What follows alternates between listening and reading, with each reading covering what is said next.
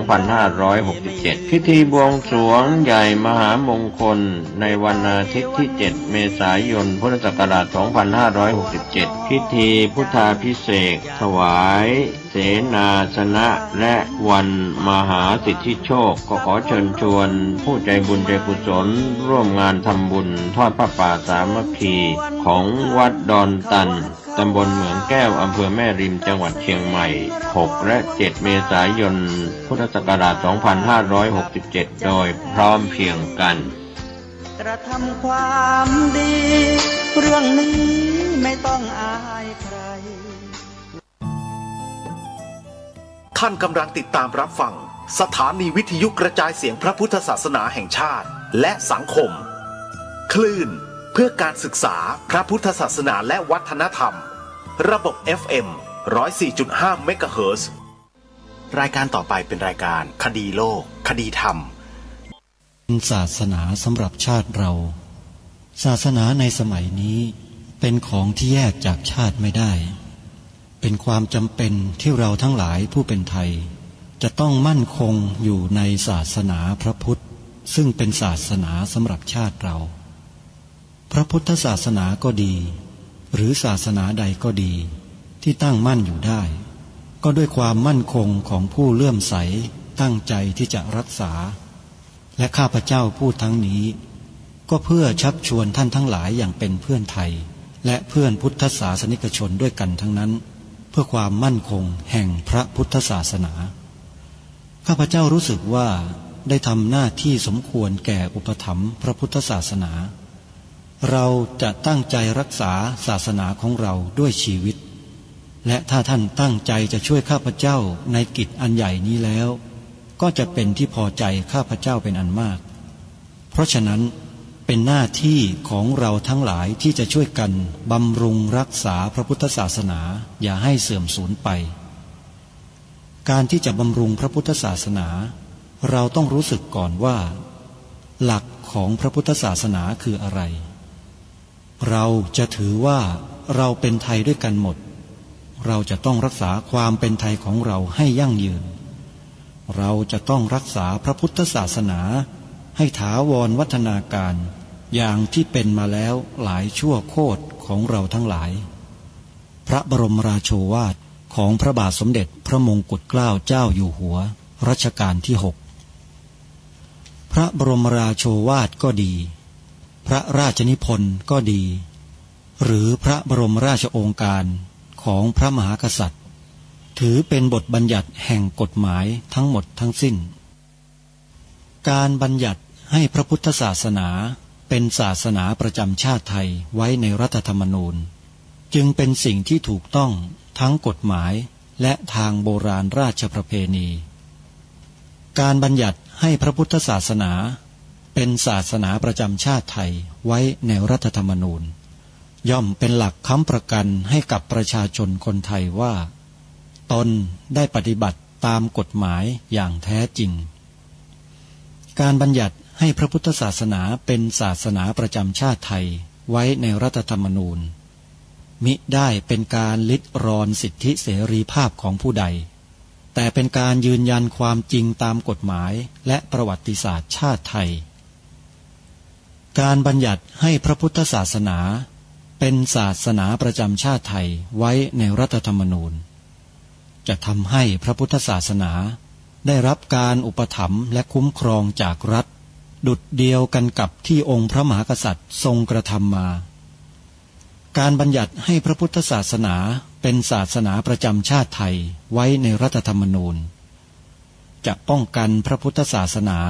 ไม่ให้ถูกลัทธินิกายนอกศาสนากระทำการใดๆได้ด้วยอุบายต่างๆนานา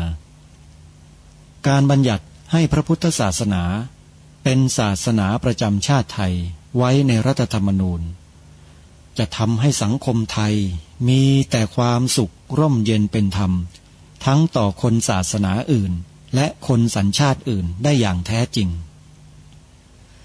แต่ถ้าไม่บัญญัติให้พระพุทธศาสนาเป็นศาสนาประจำชาติไทยไว้ในรัฐธรรมนูญในอนาคตประเทศไทย จะต้องตกอยู่ในสถานะเดียวกันกับพื้นที่3 จังหวัดชายแดนภาคใต้ที่ชื่อว่าวิทยุพุทธศาสนาทั่วไทยเพื่อติดตามรับฟังรายการคดีโลกคดีธรรมผ่านทางแอปพลิเคชันดังกล่าวนี้ได้ในวันหนึ่งทางแอปพลิเคชันรายการคดีโลกคดีธรรมออกอากาศอยู่ถึง5 เวลาแต่ละเวลานั้นสถานีวิทยุพระพุทธศาสนาแห่งชาติคลื่นต่างๆนำไปออนแอร์ออกอากาศต่างเวลากัน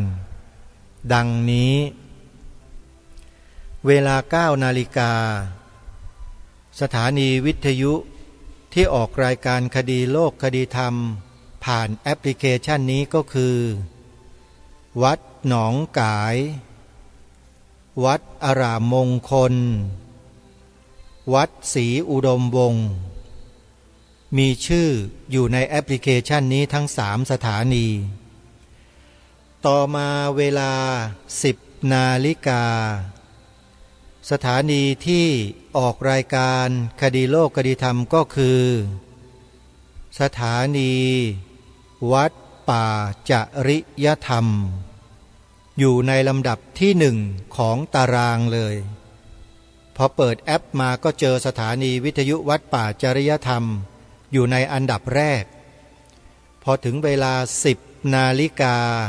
ก็เปิดได้ทันทีต่อมาเวลา 11 นาฬิกาเวลาเพลสถานีวิทยุที่ออกรายการคดีโลกคดีธรรมในแอปพลิเคชันนี้ก็คือสถานีวิทยุวัดฝายหินจากนั้นเวลา 13 นาฬิกาหรือบ่ายโมงตรงท่านก็สามารถรับฟังรายการคดีโลกคดีธรรมได้อีกครั้งหนึ่งทางสถานีวิทยุวัดบ้านปลาคูนนี่คือในช่วงกลางวันมีอยู่4 เวลาในช่วงกลางดึกอีก1 เวลาที่ท่านสามารถรับฟังรายการคดีโลกคดีธรรมผ่านแอปพลิเคชันนี้ได้ก็คือสถานีวิทยุวัดฝายหินขอกราบขอบพระคุณครูบาอาจารย์ทุกรูปที่นำรายการคดีโลกคดีธรรมออนแอร์ออกอากาศ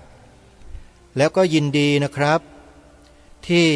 จะให้รายการคดีโลกคดีธรรมไปออกอากาศทางสถานีวิทยุของครูบาอาจารย์สถานีใดก็ตามยินดีที่จะให้ออกเวลาใดก็ได้นะครับเราจะส่งลิงก์ไฟล์รายการให้แต่ละวันเพื่อให้ท่านไปตั้งไว้ในโปรแกรมในการออกอากาศและเมื่อถึงเวลาเขาก็จะรันออกอากาศไปตามที่ท่านได้ตั้งไว้เหมือนกับไฟล์เพลงอื่นๆที่ท่านใช้อยู่เป็นปกติเพียงแค่ติดต่อกันทางอีเมลก็สามารถที่จะส่งรายการให้กันได้แล้วเหมือนกับสถานีวิทยุต่างๆที่ออกรายการคดีโลกคดีธรรมอยู่ในปัจจุบันก็ใช้วิธีส่งไฟล์รายการไปให้แล้วก็นำไปตั้งไว้ในผังออกอากาศนะก็จะรันไปตามระบบอัตโนมัติพอถึงเวลารายการก็จะออกอากาศตามปกติเพราะฉะนั้นครูบาอาจารย์ผู้อำนวยการสถานีวิทยุพระพุทธศาสนาคลื่นใดๆนะครับถ้าต้องการให้รายการนี้บรรจุไว้ในผังรายการในเวลาใดเวลาหนึ่งซึ่งรายการนี้จะออกอากาศทุกวันจะส่งรายการให้ทุกวันไม่เคยขาดนะครับถ้าใครสนใจก็ติดต่อมาเพื่อจะพูดคุยกันในรายการได้นะครับเพื่อจะนำรายการนี้ออกอากาศเป้าหมายของรายการก็คือต้องการสร้างจิตสำนึกให้แก่คนไทยของเราให้ยิ่งขึ้นใครที่ยังไม่มีก็จะสร้างให้มีจิตสำนึกขึ้นมาเพื่อให้เขานั้นได้ช่วยกันสืบสารรักษาต่อยอดความเป็นไทยของเรา ซึ่งความเป็นไทยนั้นมีพระพุทธศาสนาเป็นแหล่งเรียนรู้เป็นรากฐานที่สำคัญของความเป็นไทยของเราเพราะฉะนั้นจึงไม่สามารถที่จะหลีกเลี่ยงในการยอยกพระพุทธศาสนาได้รายการนี้จึงได้มาเชิญชวนพวกเราได้ช่วยกันยอยกพระพุทธศาสนาด้วยกันด้วยการทำหน้าที่3 ข้ออันนี้แหละตรงกับความอยากที่ท่านเจ้าประคุณสมเด็จพระพุทธโฆษาจารย์ปอ.ประยุตโตท่านได้อธิบายความไว้เมื่อเทปที่แล้วที่เราฟังกันนะฮะก็คือมีการแปลความว่าตัวฉันทะเนี่ยท่านบอกว่าครูบาอาจารย์ท่านแปลว่ากัตตุกรรมยตาแปลว่าความอยากจะทำเหมือนกับรายการคดีโลกคดีธรรมและครูบาอาจารย์ต่างๆที่จัดตั้งสถานีวิทยุต่างๆเนี่ยครับมีฉันทะกันทั้งนั้นครับพวกเราเนี่ยแต่เมื่อมาพูดถึงระดับของความเป็นชาติบ้านเมืองความเป็นไทยแล้วซึ่งถือว่าเป็นประโยชน์ส่วนรวมของบ้านเมืองเนี่ยอันเนี้ยยังหาความเป็นฉันทะที่จะทำเพื่อส่วนรวมแบบนี้ยังน้อยอยู่จึงได้เรียกร้องกราบกรานเชิญชวนพ่อแม่ครูบาอาจารย์ของเราเนี่ยมาร่วมอุดมการณ์นี้ด้วยกันไม่ใช่อุดมการณ์ของผมนะครับแต่เป็นอุดมการณ์ของบรรพบุรุษของเราครับที่กระทำมาแบบนี้ตลอดองค์บุรพมหากษัตริย์ทุกพระองค์ทรงยอยกพระพุทธศาสนาเท่านั้นนะครับศาสนาอื่นเนี่ยแค่อุปถัมภ์บำรุงให้เฉยๆให้อยู่อย่างมีความสุขไม่ใช่มายอยกเหมือนอย่างวันนี้ไม่มีนะครับที่ใครไม่รู้แหละพอมีอำนาจมีความเป็นใหญ่ขึ้นมาเขาสมมุติให้โอ้โหไปยอยกกันใหญ่เลยเต็มบ้านเต็มเมืองไปหมดจริงไม่จริงท่านไม่เชื่อลองไปดูคลิปของสมาคมปกป้องพระพุทธศาสนาแห่งประเทศไทยดูสิครับท่านไปเปิดดูได้เลยพี่น้องประชาชนคนไทยทุกท่านทุกคนนะเดี๋ยวจะหาว่ารายการคดีโลกคดีธรรมเนี่ยพูดแรงไม่ได้แรงเลยฮะพูดความจริงแต่พวกเราไม่รู้ไม่ทราบกันเองว่ามันเกิดอะไรขึ้นกับแผ่นดินกับบ้านเมืองไทยของเราเกิดอะไรกับความเป็นไทยของเรารายการนี้ก็แนะนำว่าให้ไปดูเถอะไปฟังเถอะแล้วท่านจะทราบรายการนี้จะไม่พูดเองไงถ้าพูดเองแล้วมันหนักกว่าคนเหล่านั้นพูดเยอะเลยจึงไม่พูดไงฮะได้แต่แนะนำให้ไปดูกันไปดูนะฮะคลิปใน YouTube นะพิมพ์ชื่อนี้เลยชื่อองค์กรของเขาเลยเขาทำหน้าที่นี้โดยเฉพาะออกมาเปิดโปงออกมาแสดงให้เห็นความจริงว่าแท้จริงแล้วไอ้ลัทธิความเชื่อบางอย่างเนี่ยมันคืออะไรมันเป็นยังไงแล้วมันมายังไงมันทำอะไรกันอยู่แล้วมันจะทำอะไรกันต่อไปกับบ้านกับเมืองไทยของเรานี่มันเป็นอย่างนั้นท่าน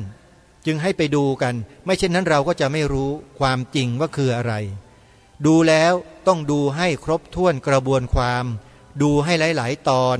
ดูเยอะๆอย่าดูเพียงแค่คลิปเดียวแล้วหยุดแล้วเลิกดูไม่ได้ประโยชน์เลยฮะก็ได้แค่ดูแค่นั้นน่ะแต่ว่าไม่ได้ความคิดอะไรที่จะมาเป็นตัวเป็นตนกลั่นกรองขึ้นมาเป็นจิตสำนึกและอุดมการณ์ได้เลยฮะต้องดูให้ครบดูให้เยอะๆนะฮะเว็บไซต์ที่แนะนำก็ดีคลิปต่างๆที่แนะนำให้ดูก็ดีโดยเฉพาะคลิปในปัจจุบันที่กำลังร้อนแรงมากๆเลยก็คือคลิปของสมาคมปกป้องพระพุทธศาสนาแห่งประเทศไทยเข้าไปดูนะครับครูบาอาจารย์แล้วอย่าลืมญาติโยมครูบาอาจารย์ดูแล้วต้องช่วยกันแชร์ต่อกันไปให้เยอะๆแชร์เหมือนกับเราแชร์อะไรต่ออะไรตอนเช้าอ่ะขยันแชร์กันจังเลยแชร์พวกนี้ไปบ้างกันนะโยมนะช่วยกันแชร์บ้างให้ติดให้ห้อยไปบ้างนะคนเราก็จะได้รู้กันว่าบ้านเมืองกำลังเกิดอะไรขึ้นถ้าเราไม่ร่วมด้วยไม่ช่วยกันเดี๋ยวนี้เวลานี้มันจะสายไปนะขอบอกว่ามันจะสายไปนั้นสิ่งหนึ่งที่ทางรายการทำหน้าที่อยู่ทุกวันนี้ก็คือสร้างจิตสำนึกสร้างอุดมการณ์ของความเป็นไทยของเราเนี่ยให้ฟื้นกลับคืนมาโดยใช้ฝีปากของพวกเรานี่แหละให้เป็นประโยชน์เราใช้ปากพูดเรื่องอื่นกันเยอะมากแต่ปกป้องความเป็นชาติไทยเนี่ยเรายังไม่ได้ทำกันเลยใช่ไหมเล่าทำกันหน่อยนะช่วยกัน เพื่อส่วนรวมเพื่อส่วนรวมไม่ใช่เพื่อใครเลยนะฮะช่วยกันนะขอฝากไว้นะเอาละเดี๋ยววันนี้มีคลิปของท่านเจ้าประคุณสมเด็จยังเหลือให้พวกเราได้ฟังกันต่อแล้วก็จะมีการถามตอบในรูปของการสัมมนา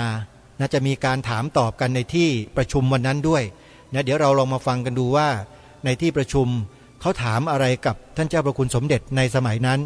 และท่านเจ้าประคุณสมเด็จนั้นตอบคำถามของญาติโยมอย่างไรไปติดตามรับฟังพร้อมๆกันได้นะบัดนี้แล้วกล้าไปทำสิ่งอื่นที่เรียกว่าเป็นการสร้างสรรค์นั้นการที่เราไปนิยมตามวัฒนธรรมฝรั่งเนี่ยแล้วก็ไปได้แค่เปลือกแค่ผิวมันก็อันตรายแล้วก็สิ่งดีที่เรามีเราก็ไม่เอามาใช้ให้เป็นประโยชน์นั้นเราจะต้องมาปรับปรุงแก้ไขตั้งแต่การศึกษาของเราทีเดียวนะแล้วให้มันเปลี่ยนวิถีทางสังคมของเราวันนี้อาตมาก็ได้พูดมาเรื่องภัยแห่งพระพุทธศาสนานี่ก็ยาวนานแล้วนี้ได้พูดไปอย่างเมื่อกี้แล้วว่าพุทธศาสนาเนี่ยทำให้ประเทศไทยเป็นดินแดนที่ร่มเย็นเป็นสุขแล้วก็คนไทยชาวพุทธไม่มีความรังเกียจเดียดฉันอยู่กับใครก็ได้ยินดีต้อนรับทุกคนแต่สภาพนี้มีในเมื่อพุทธศาสนามีชาวพุทธเป็นจำนวนแทบทั้งประเทศพอเปลี่ยนแปลงก็ต้องเตรียมตัวว่าเราจะแก้ไขอย่างไรนะเพื่อจะให้สภาพที่ดีนี้มันคงอยู่ต่อไปที่น่ากลัวก็คือว่าพวกหนึ่งมาได้วิธีรุนแรงอีกพวกหนึ่งก็คือด้วยวิธีเหยื่อล่อนะเล่ห์กลนะเหยื่อล่อเงินทองอะไรต่างๆเหล่านี้นะดังนั้นก็ต้องรู้ทันเป็นอย่างน้อยเราไม่ได้คิดเป็นปฏิปักษ์ศัตรูกับใครแต่จำเป็นจะต้องรู้เข้าใจแล้วก็คิดหาทางแก้ไขเป็นผู้ไม่ประมาททั้งนี้ก็เพื่อประโยชน์ไม่ใช่เพื่อตัวเราเองก็เพื่อส่วนรวมรักษาพระศาสนาไว้ให้เป็นสมบัติแก่คนรุ่นต่อไปเพื่อพุทธศาสนาจะช่วยให้คนไทยมีธรรมะที่จะอยู่ร่มเย็นเป็นสุขถ้าแผ่ไปได้ทั่วโลกก็จะอยู่ร่มเย็นเป็นสุขด้วยเพราะคนที่เป็นชาวพุทธเนี่ยเห็นอยู่แล้วไม่รังเกียจใครอยู่กับใครก็ได้แต่ทีนี้ถ้ามันประมาทมันก็เลยลืมตัวไปมันก็เลยกลายเป็นไม่เอาใจใส่ละเลยสิ่งที่ควรแก้ไขป้องกันก็เลยไม่ทำอันนั้นก็พร้อมกับคุณธรรมความดีงามที่มีเมตตากรุณาก็อย่าลืมว่าจะต้องมีปัญญาด้วยปัญญาตั้งแต่รู้สถานการณ์รู้เข้าใจว่าอะไรเกิดขึ้นแล้วก็ไม่ประมาทนะรู้เข้าใจมีปัญญาแล้วก็ไม่ประมาทแล้วทำการไปด้วยจิตที่เที่ยงตรงสงบนะเราไม่ได้ทำด้วยกิเลสแต่ทำด้วยปัญญาและความปรารถนาดีเพื่อประโยชน์แก่คนเพื่อนมนุษย์แก่สังคมประเทศชาติไทยและก็ทั้งโลกก็คิดว่าพูดมามากพอแล้วก็ขออนุโมทนาทุกท่านและขอจงได้มีกำลังกายกำลังใจกำลังปัญญาและกำลังความสามัคคีที่จะช่วยกันรักษาพระพุทธศาสนาไว้โดยเรียนรู้เข้าใจได้ตนเองไม่ใช่รักษาเฉยๆรักษาที่แท้ก็คือเรียนรู้เข้าใจและนำมาประพฤติปฏิบัติแล้วก็ทำให้ลูกหลานได้เรียนรู้เข้าใจด้วยเพื่อให้ธรรมะเนี่ยออกผลสู่ชีวิตจริงจะได้รักษาสังคมประเทศชาติสืบต่อไปก็ขอให้ทุกท่านเจริญด้วยจตุรพิทพรชัยทั่วกันขออนุโมทนาทุกท่านเถิ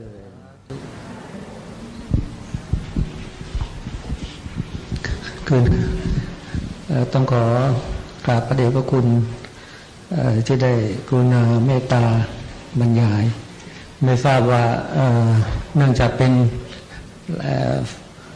รายการลักษณะเสวนาไม่ทราบว่าจะมีท่านผู้ใดอยากจะถามปัญหาหรือว่า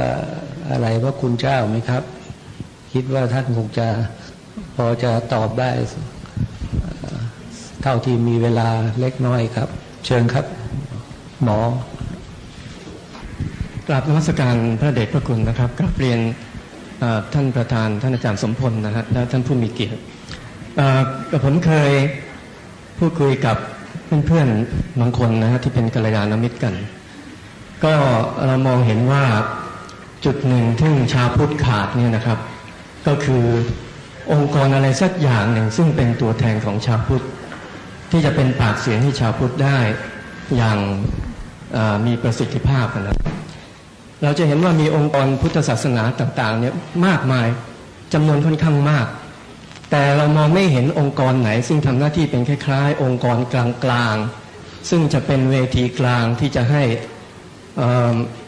ผู้แทนขององค์กรต่างๆวิชาพุทธจากกลุ่มต่างๆชมรมต่างๆเนี่ยนะครับได้มานั่งคุยกันเสวนากันเพื่อหาแนวทางที่จะได้มีการปฏิบัติหรือมีการดำเนินการคล้ายคลึงกัน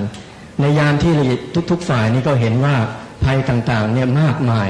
แต่หลายๆฝ่ายก็ได้แต่ปราลบกันอยู่ในวงกลุ่มเล็กๆแต่ผมก็อยากจะกราบเรียนถามท่านพระเดชพระคุณว่าท่านพระคุณท่านจะมีแนวคิดแนวแนะนำอย่างไรว่าทำอย่างไรจะให้องค์กรพุทธทั้งหลายที่มีอยู่มากมายเนี่ยได้สามารถที่จะมารวมกันประสานกันไม่ได้หมายถึงการหลอมรวมนะครับหมายถึงการประสานร่วมกันที่จะมานั่งคุยกันเพื่อช่วยกันหาหนทางที่จะต่อต้านภัยอันนี้และอีกประเด็นหนึ่งที่กระผมอยากขออนุญาตฝากกราบเรียนถามในที่นี้เลยก็ที่คุยกันกับเพื่อนๆเนี่ยนะครับในแง่ของว่าพระพุทธเจ้านี่ก็ได้ตรัสไว้ชัดเจนว่าพระพุทธศาสนาเนี่ยจะอยู่ได้ด้วยพุทธบริษัททั้ง4นะครับซึ่งปัจจุบันก็คงจะหมายถึงในฝ่ายพระสงฆ์ฝ่ายหนึ่งแล้วก็ฝ่ายคฤหัสถ์อุบาสกอุบาสิกาอีกฝ่ายหนึ่งนะครับทำไมถึงจะเป็นไปได้ไหมครับว่าในอนาคตเนี่ยน่าจะมีนอกเหนือจากว่าองค์กรกลางๆสำหรับกลุ่มพุทธบริษัทกลุ่มชาวพุทธเนี่ยนะครับที่จะมารวมกันบ้างแล้วเนี่ยจะมีในลักษณะของสำนักชาหรือสภาชาวพุทธได้ไหมครับที่จะรวมทั้งสมองสติกำลังปัญญาจากท่านพระสงฆ์ผู้ปฏิบัติดีปฏิบัติชอบทั้งหลายและก็ทางฝ่ายฆราวาสด้วยที่จะมาช่วยกันกำหนดโชคชะตาทิศทางของพระพุทธศาสนาในประเทศก็มีอยู่2ประเด็นที่พวกผมก็เคยคุยกันนะครับอันหนึ่งก็คือคล้ายๆองค์กรกลางของกลุ่มชาวพุทธอันที่2ก็คือลักษณะของสมัชชาชาวพุทธที่รวมทั้งฝ่ายสงฆ์และฝ่ายฆราวาสกราบขอความเมตตาจากพระคุณพระเดชพระคุณช่วยกรุณาให้ความเห็นด้วยครับเจริญพรอันนี้ที่จริงก็อยู่ในที่อาตมาคิดจะพูดเหมือนกันคือชาวพุทธเนี่ยไม่รู้จักรวมตัวกันคือเป็นปัญหาอย่างหนึ่งเป็นภัยภายในเหมือนกันเราไม่เคยกับการทำงานแบบนี้นั่นก็เลยเป็นความบกพร่องที่สำคัญให้ความอยู่สบายก็เป็นเหตุหนึ่งที่ทำให้ไม่รู้จักรวมตัวเวลามีภัยอันตรายขึ้นมาจึงจะรวมตัวกันได้ทีหนึ่งอย่างประวัติศาสตร์ไทยเนี่ยเวลาถูกต่างประเทศยกกองทัพมาลุกรานอย่างเงี้ยก็จะรวมตัวกันได้ทีหนึ่งลุกขึ้นต่อสู้ศัตรูพอศัตรูกลับไปแล้วก็ทะเลาะกันเองต่อไปอันนี้ก็เป็นเรื่องที่เป็นมาเรื่อยๆอันนี้ทำไงเราจะเดินหน้าต่อรวมตัวกันได้ทั้งยามมีภัยอันตรายที่มองเห็นและยามมีภัยอันตรายชนิดมองไม่เห็นเพราะภัยอันตรายมันก็มี2ชนิดนอกจากแยกกันภัยภายนอกภัยภายในแล้วก็คือภัยที่มองเห็นกับภัยที่มองไม่เห็นนี่ภัยที่มองไม่เห็นเนี่ยมันมีตลอดเวลาเราจึงต้องไม่ประมาทอันนี้การรวมตัวก็คือว่าต้องทำตลอดนะเพื่อจะไม่ประมาทพระพุทธเจ้าก็ตรัสอยู่แล้วบอกว่าต้องหมั่นประชุมกันเนืองนิดนี่หลักพุทธศาสนาหนึ่งที่ชาวพุทธไม่ค่อยได้ปฏิบัติคืออปริหานิยธรรมบอกว่า1มันประชุมกันเนืองนิด2เมื่อเลิกประชุมก็อยู่จะเลิกพร้อมกันว่างั้นนะและก็เมื่อมีเรื่องที่เป็นกิจส่วนรวมต้องลุกขึ้นร่วมกันทำพร้อมเพรียงกันอันเนี้ยแค่3ข้อแรกนี้ก็ชาวพุทธก็แทบจะตกแล้วนะการปฏิบัติธรรมในข้ออปริหานิยธรรมทำให้เป็นที่ตั้งแห่งความเสื่อมนั่นก็เป็นเรื่องที่คุณหมอเตือนก็ดีแล้วเลยบอลอาตมาว่าอันนี้ตอบยากคือเราต้องเริ่มต้นคำตอบก็คือว่าต้องเริ่มต้นนั่นเองเริ่มต้นการที่จะเริ่มต้นได้เนี่ยก็ต้องมีจุดรวมเหมือนกันนะอะไรมาอาศัยเพื่อเป็นจุดรวมแล้วก็เริ่มขึ้นไปก็ทำแต่ว่าให้มีขึ้นมาให้มีการเริ่มต้นกันแล้วกันข้อสำคัญคือเกี่ยงกันน่ะนี่เวลามีเรื่องจะต้องทำก็เกี่ยงกันซะอีก ก็เลยเวลาจะแก้ปัญหาก็เกี่ยงกันต้องเรื่องคนโน้นคนนี้อะไรเนี่ยซัดกันไปซัดกันมาก็เลยไม่มีการเริ่มแก้ปัญหาใครรู้ปัญหาใครจะทำได้ทำเลย แล้วก็ไม่ใช่รังเกียจผู้อื่นต้องพร้อมที่จะรับความร่วมมือแล้วก็รับการที่ว่าจะมีข้อบกพร่องอะไรต่างๆที่จะแก้ไขด้วยนี่ก็อยู่ที่ว่าตอนนี้ก็คือต้องเริ่มต้นนี่อาตมาว่าอย่างที่ทำนี่ก็ถือเป็นการเริ่มต้นอย่างหนึ่งก็คิดว่าดีแล้วเพราะว่าที่มีการเสวนานี่ก็ถือเป็นการรวมตัวชนิดหนึ่งแล้วนี่ก็ดูว่าเราจะรวมตัวได้ไหมจากที่เนี้ยอย่างที่ทำอยู่ที่เนี้ยเราจะรวมได้เพิ่มกว้างขวางขยายไปไหมแค่ไหนเพียงไรก็อยู่ที่ว่าเมื่อมีการเริ่มต้นจากจุดหนึ่งจุดอื่นก็อาจจะมีการเริ่มต้นแล้วเราจะมาประสานกันยังไงอันนี้คือปัญหาต่อไปแสดงว่าเวลานี้มีแล้วมีบ้างบางจุดที่มีการเริ่มต้นที่จะรวมตัวกันแต่ว่าการรวมตัวนี้ยังเป็นหย่อมๆทีนี้ก็จะต้องมาประสานกันระหว่างหย่อมเล็กหย่อมน้อยนั้นให้มันกว้างขวางออกไปวิธีของคนไทยนี้ถ้าเรามองดูสังคมไทยเดิมเราใช้วิธีเป็นหย่อมๆก็คือชุมชนแต่ละชุมชนพุทธศาสนาที่อยู่ในเมืองไทยเนี่ยอยู่ได้ชุมชนแต่ละชุมชนคือเรามีชุมชนอยู่ในหมู่บ้านอยู่ในตำบลแล้วก็หมู่บ้านนั้นๆก็จะมีวัดเป็นศูนย์กลางแล้วชุมชนของตัวเองก็มีความสมบูรณ์ในตัวเองแล้วชุมชนต่างๆเหล่านี้ก็เชื่อมประสานกันเนี่ยอย่างประเพณีทอดกฐินทอดผ้าป่าเนี่ยชุมชนนี้พากันไปทอดกฐินที่วัดโน้นอะไรเนี่ยก็คือชุมชนหนึ่งเนี่ย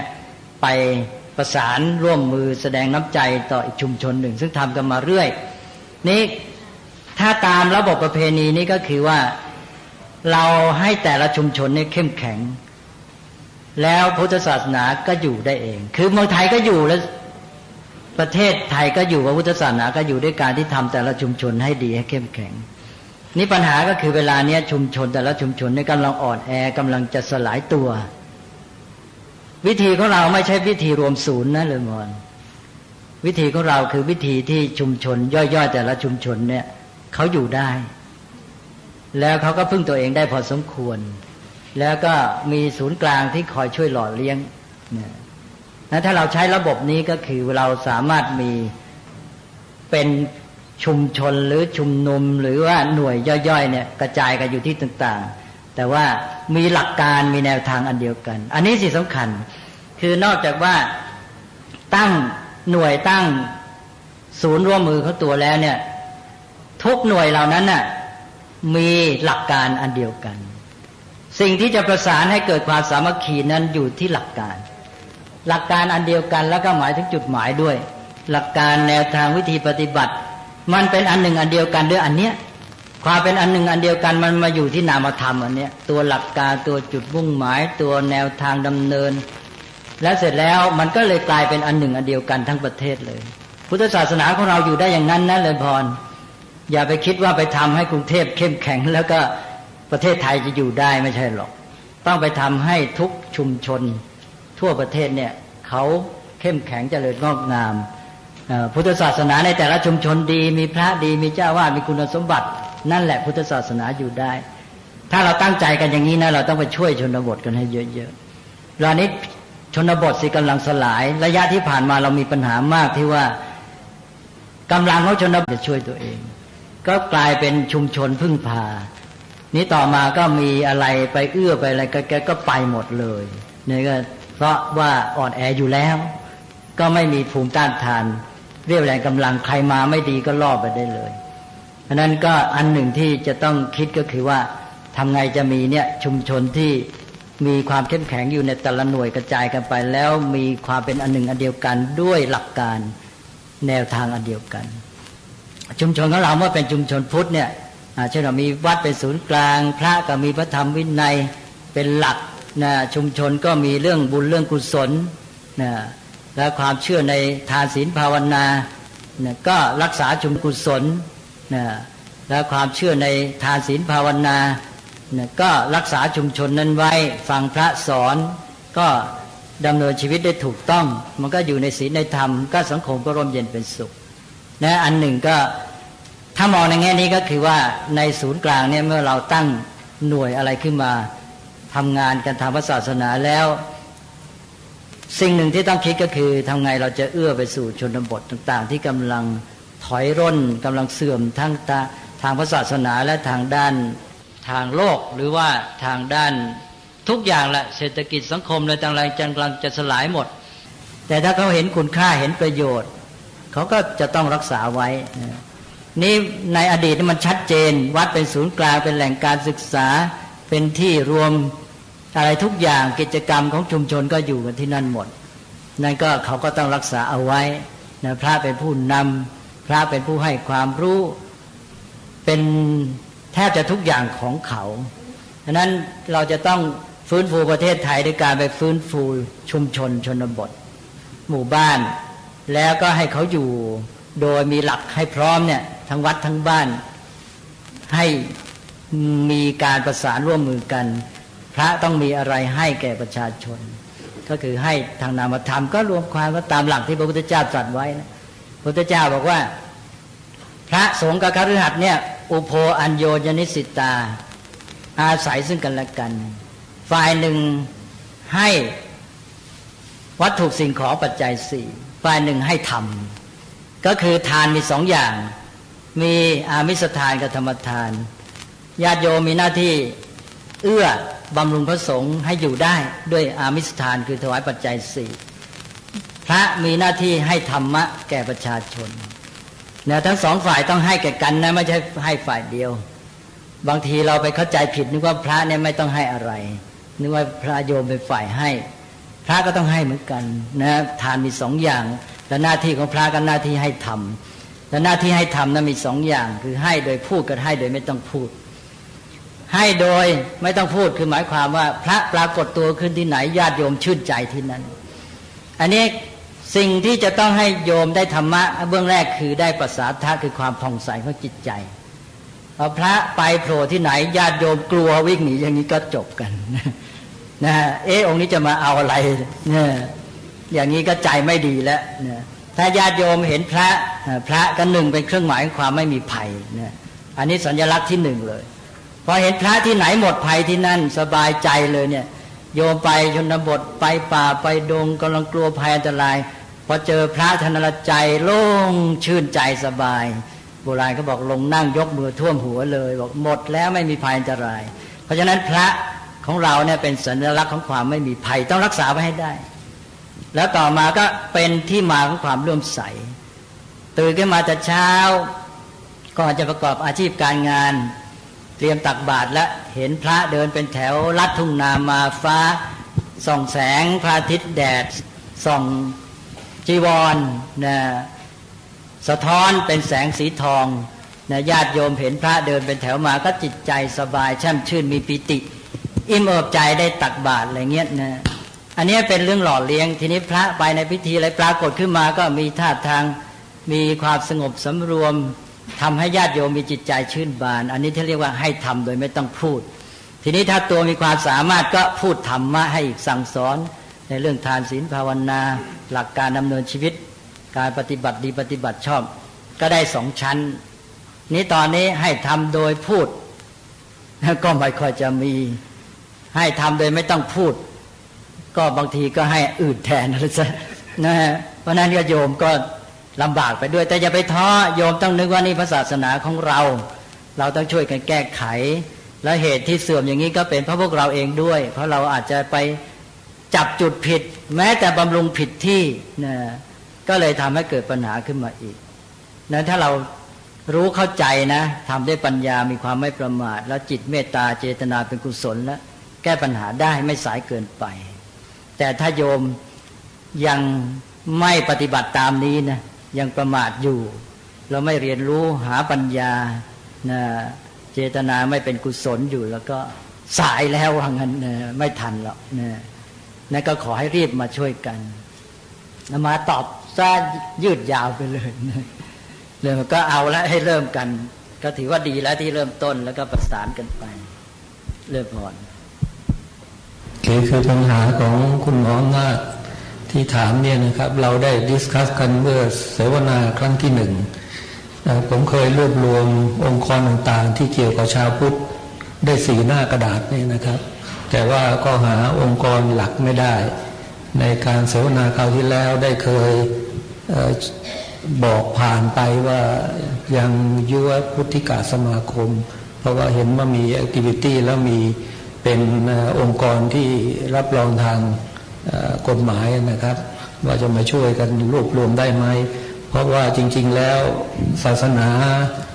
อื่นเนี่ยเขามีการบริหารจัดการที่เป็นรูปธรรมที่ชัดเจนแล้วก็แนวทางที่แน่วแน่แต่ของเราไม่มีนะครับทีนี้องค์กรที่จะเป็นหลักจะต้องเป็นองค์กรที่กฎหมายรับรองคนนั้นก็มีอยู่ในองค์กรไม่กี่องค์กรนะครับอันนี้ก็คงต้องขอแรงช่วยกันไม่ทราบทำประเรียนทำหรือว่าอะไรมีเชิญครับนมัสการพระคุณเจ้าพระธรรมปิฎกท่านประธานผู้ ดำเนินการเสวนากับผมโอฬารอัศวฤทธิกุลกราบเรียนด้วยความเคารพอย่างสูงนะครับว่าผมมีความห่วงใยต่อพุทธศาสนาอย่างมากพุทธศาสนาเราเนี่ยไม่เสื่อมหรอกครับคนทำให้เสื่อมคนที่ไม่เข้าใจเรื่องพุทธและเรื่องนี้เมื่อได้รับฟังจากพระเดชพระคุณแล้วก็อยากจะหาวิธีแก้อยู่ตลอดเวลาไม่ใช่เป็นระยะเวลาเพิ่งคิดเป็นเวลา10 ปีแล้วนะครับอาทิเช่นในต่างจังหวัดวัดไม่มีสมภารไม่มีเจ้าอาวาสขาดการดูแลแล้วก็สร้างโบสถ์ใหญ่โตสร้างศาลาไว้มากมายแต่ไม่มีคนรักษาปรากฏว่าบวชพระแต่ละปีนั้นโบสถ์นั้นนะไม่ได้ใช้ประโยชน์เท่าที่ควรเลยแข่งกันสร้างด้วยเหตุการณ์อย่างนี้นะครับได้กราบเรียนนมัสการพระราชาคณะไปหลายองค์อยากจะปรับปรุงอยากจะหาวิธีแก้ไขนะครับแล้วก็วิธีแก้ไขก็คงจะไม่ยากนะครับต่อเมื่ออยากเห็นพระราชาคณะทั้งหลายนะครับได้กระจายอำนาจพุทธสมาคมได้เข้าไปช่วยเหลือกรมศาสนาต้องทำตัวเป็นตัวอย่างที่ดีเพื่อที่จะให้พุทธศาสนิกชนได้เดินตามให้เยาวชนได้เดินตามให้เยาวชนได้ปกปักรักษาสิ่งที่เราบรรพบุรุษได้ทำมาผมกราบเรียนอย่างนี้ครับใน 5,000 วัดนั้นเนี่ยคงจะให้ท่านประธานเสวนาเนี่ยเป็นผู้นำผมจะร่วมด้วยจะใช้ทุนทรัพย์เท่าไหร่ก็ตามผมเชื่อว่าท่านประธานการเสวนาในวันนี้และผู้นำที่เข้ามาได้ร่วมเสวนาในวันนี้คงจะร่วมจิตร่วมใจกันหาทางขจัดได้อยากจะก่อตัวเล็กๆขึ้นมาก่อนทำสัก20-30 วัดคงจะทำทั้งหมดไม่ได้หรอกครับถ้าตัวอย่างสัก10-20-30 วัดแล้วผมเชื่อว่าคนที่มีความสามารถคนที่อยากออกมาแสดงความรักความเคารพพระพุทธศาสนาคนที่รักพระพุทธศาสนาจะต้องออกมามากกว่าที่เป็นอยู่อย่างปัจจุบันขณะนี้ชาวพุทธเฉยเมยครับอย่างพระเดชพระคุณได้กล่าวมาข้างต้นว่านิ่งไม่ออกความเห็นงั้นด้วยความเคารพว่าผมอยากมีส่วนเข้ามาช่วยเหลือในพุทธศาสนาแล้วก็ในอดีตนั้นอยากกราบนมัสการพระเดชพระคุณเจ้าและท่านประธานและผู้ที่ชาวพุทธศาสนิกชนทุกคนว่าการรักการเคารพอย่างลึกซึ้งนั้นไม่ใช่เกิดขึ้นมาในวันเดียวความดีความชั่วไม่ได้เกิดขึ้นมาวันเดียวต้องมีการสะสมเพราะฉะนั้นผมเห็นด้วยกับนโยบายในอดีตนะครับที่มีการบรรพชาเณรบวชเณรและให้เณรนั้นได้ศึกษาเล่าเรียนจนแตกฉานก็จะเข้ามาเป็น ผู้นำทางศาสนาในอนาคตในอดีตนั้นผมจำได้ครับว่าพระองค์ใดนั้นข้ามเขตก็จะต้องมีใบสุทธิไปไหนที่ทำไม่ถูกพระซึ่งเป็นสารวัตรก็จะต้องขอตรวจและจับลงโทษได้ถ้าผิดเดี๋ยวนี้หย่อนยานไปหมดอยากจะให้พระเดชพระคุณในฐานะผู้นำทางพระราชาคณะได้โปรดเอาเรื่องนี้เข้ามาดำเนินการใหม่นะฮะดำเนินการใหม่เพื่อให้เข้มแข็งระบบระเบียบต่างๆแล้วก็ผมเชื่อว่าพุทธศาสนิกชนที่มาฟังเสวนาในวันนี้มาร่วมเสวนาวันนี้คงจะร่วมจิตร่วมใจกันสนับสนุนพระเดชพระคุณให้นโยบายเป็นไปตามที่เราต้องการครับกับผมขอนมัสการด้วยความเคารพครับโดยพอที่จริงเรื่องนี้ก็มีพระที่ท่านเอาใจใส่ขนขวายก็ทำอยู่เหมือนกันบางแห่งบางจังหวัดหรือบางภาคเนี่ยท่านก็คล้ายๆเป็นโครงการหาเนรบวชเลยเพราะรู้อยู่ว่าเวลานี้ขาดแคลนเนรแต่ว่าจะทำไปได้แค่ไหนเพียงไรก็ยังไม่เป็นเรื่องของการประสานรวมกันทั้งหมดก็เป็นหย่อมๆอย่างที่ว่าเมื่อกี้อันนี้ก็เลยกลายเป็นว่าไม่พร้อมกันมันก็มีวิธีสองอย่างก็คือว่าหนึ่งก็คือจัดสภาพสังคมให้มันเอื้อต่อระบบที่เราต้องการหรือว่าวิธีปฏิบัติอย่างนั้นคือการที่ว่าทำไงจะให้มีเนรบวชได้อีกนะเช่นว่าจัดการศึกษายังไงเพื่อจะให้มีทางให้คนที่เรียนเนี่ยเป็นเนรด้วยอย่างนี้อย่างหนึ่งอีกอย่างหนึ่งก็คือเราหาวิธีใหม่ให้มันเหมาะสมกับสภาพสังคมที่เปลี่ยนไปเนี่ยว่าเอาละเมื่อไม่มีเนรบวชจะใช้วิธีไหนดีเนี่ยสร้างวิธีใหม่ขึ้นมาอันนี้ก็เป็นเรื่องที่ต้องช่วยกันคิดต่อไปแต่เวลานี้ที่ทำได้ก็อย่างที่ว่าคือทำเป็นหย่อม